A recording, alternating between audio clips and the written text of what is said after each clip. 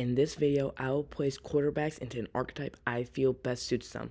This is very similar to the last video I made where I placed wide receivers into different archetypes.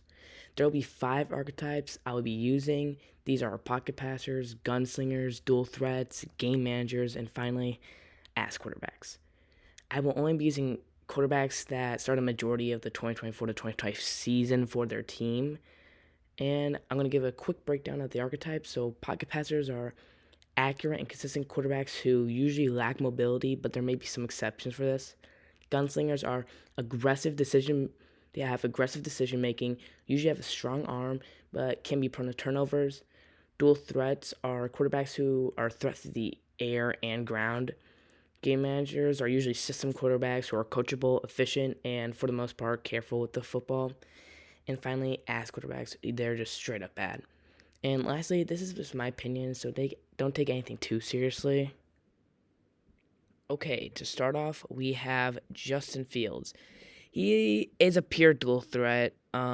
His passing game does need a bit of improvement. This is coming from a Bears fan.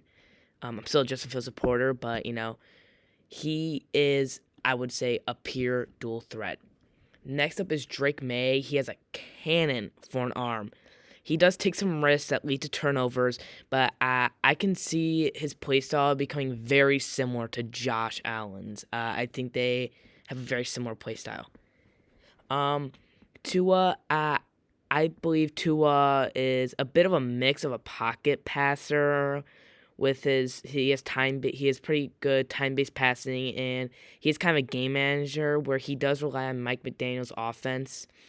But I'll be putting him in pocket passer for now. Next up is Josh Allen, and he is a pure definition of a gunslinger. He has a strong arm, throws a lot of touchdowns, but he can also throw one too many interceptions. You could also make an argument that he is a dual threat quarterback, but I prefer his gunslinging ability. Next up is Aaron Rodgers. He's very difficult because he has elements of gunslinger and pocket passer, but due to his lower number of interceptions, I think I'll just be putting him into pocket passer for now.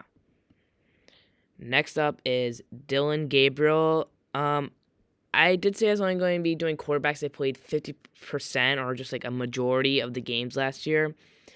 But I'm going to do the whole Browns QB room because I'm not too sure who's going to be the starter here. So Gabriel, coming out of college, he's like a dual threat, I'd say. His rushing ability is pretty good. He has solid accuracy. I'll be placing him in dual threat. Next up is Shedeur Sanders. When Sanders has a clean pocket, he can be dangerous. He also has a solid accuracy. So just off of that, I'll be placing him into pocket passer. Next is Joe Flacco. He fits the pocket passer role perfectly. He's fairly accurate.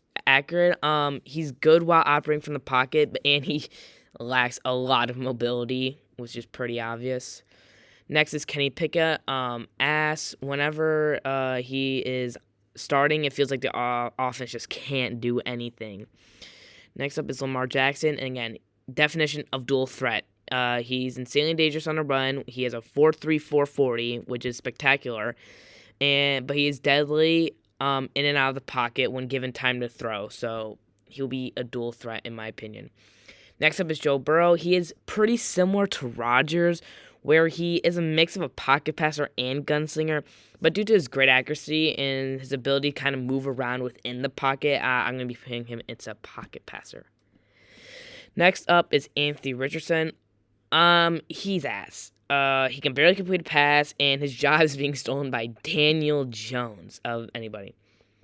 Next up, Daniel Jones. I almost put him in ass with Richardson, but since I'm feeling nice, due to his sneaky speed and elements of game manager, I would be putting him into dual threat. Because again, I'm feeling nice. He could be an ass with Anthony Richardson, dude. Next up is C.J. Stroud. He's a guy that I think that can sit in the pocket when he has good O-line and dice the defense up. So I will be putting him into pocket passer. He also does have a little bit of speed, but he doesn't use it enough to be considered a dual threat, in my opinion. Next up is Cam Ward. Coming out of college, I think he's a mix of a gunslinger and dual threat. He has aggressive playstyle and he has a good athletic ability, but like usual, I think one of the elements of this game is stronger than the other one. So with that, I will be placing him into gunslinger. Next up is Will Levis. Will Levis, he has a great arm, but he does have spotty accuracy, and he does play pretty aggressive. But this plays the role of a gunslinger, I'd say, whether he's a good gunslinger or a bad gunslinger. This would be Allen's a good gunslinger, Will Levis is a bad gunslinger. Next up is Trevor Lawrence. He stays within the pocket a lot, and he is pretty strong when doing so.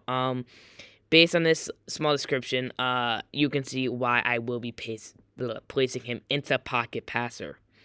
Next is Mahomes. He has a very strong arm and can be pretty aggressive at times when outside the pocket. Knowing this, I will be placing him into gunslinger. Next up is Geno Smith. Geno operates from the pocket fairly well with a decent arm. He does have a lack of mobility, and so just based on this, I'll be placing him into pocket passer. Next up is Justin Herbert. Since Jim Harbaugh has taken the head coaching job there, he's become more of a pocket passer, I'd say, than a gunslinger. But I still think most of his career has been a gunslinger with his great arm and aggressiveness. So we're placing him into gunslinger. Next up is Bo Nix. Bo Nix he's a pretty efficient passer. He benefits from Sean Payton's offense. He also does have solid speed. I will be placing him into game manager. Next up is Jalen Hurts. Hurts, he's a guy that has a decent arm and accuracy as well as solid speed. He has a 4.59 40, which is pretty decent for a quarterback. Knowing this, I'll be placing him into dual threat. Next up is Dak Prescott. Dak, he can be described as a lot of archetypes. He's consistent, has good reads, and he has solid speed, but I believe his passing from the pocket is his best trait. So we're putting him into pocket passer. Next up is Russell Wilson. Russ, he's a very solid passer.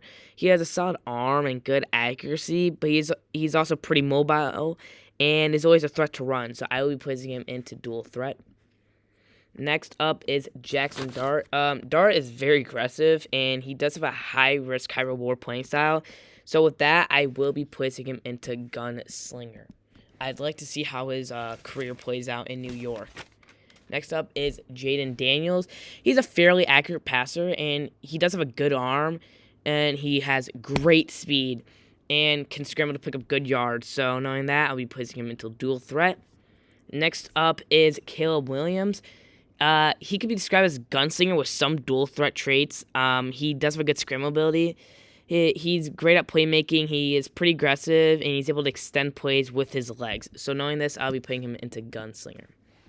Next up is Jared Goff. Goff, he's a pocket passer with some game manager tendencies.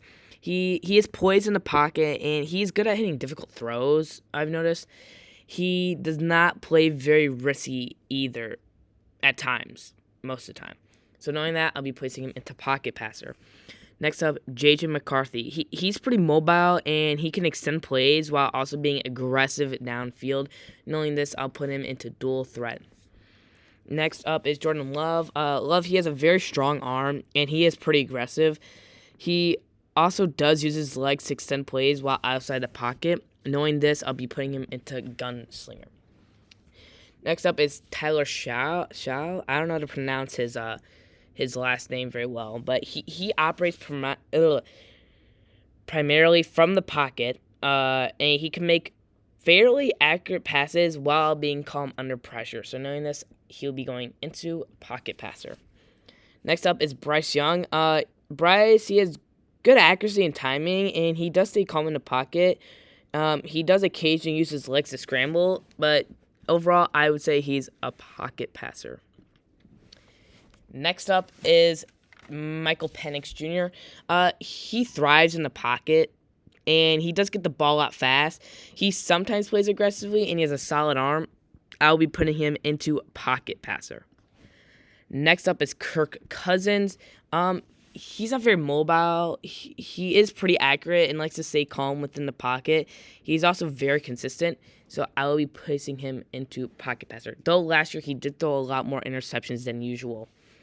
Next up is Baker Mayfield.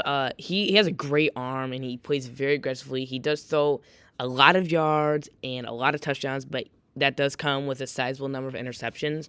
So he does fit the role of a gunslinger pretty well. Next up is Kyler Murray.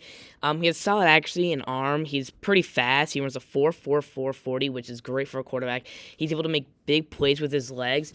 And after hearing all that, he is going to dual threat. He is a great runner and a solid passer.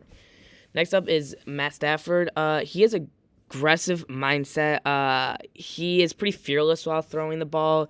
He also has he just has a really strong arm, so he'll be going to gunslinger. Next up is Sam Darnold. He is pretty aggressive. He does manage games from time to time rather than being a playmaker, though. And I am not falling for all the hype after that one season with the Vikings. I think Kevin O'Connell's a great coach, and he kind of thrived in that offense there. I don't think he'll do as good in Seattle. Next up and last is Brock Purdy. He's pretty efficient in Kyle Shanahan's offense, and he does rarely force throws or gets to be aggressive. He's not really aggressive. He's not able to be, and he really forces throws. So knowing that, he'll be playing into game manager, and with all these other guys. I'm pretty sure Zach Wilson, he's a backup. He's probably not going to get any starting time. Mason Rudolph, same scenario. Browning, same scenario. Carr just retired recently. And Milroe is a rookie who probably won't get any playing time, unlike guys like Cam Ward and possibly Jackson Dart. So, this is like the finalized list. And thank you for watching.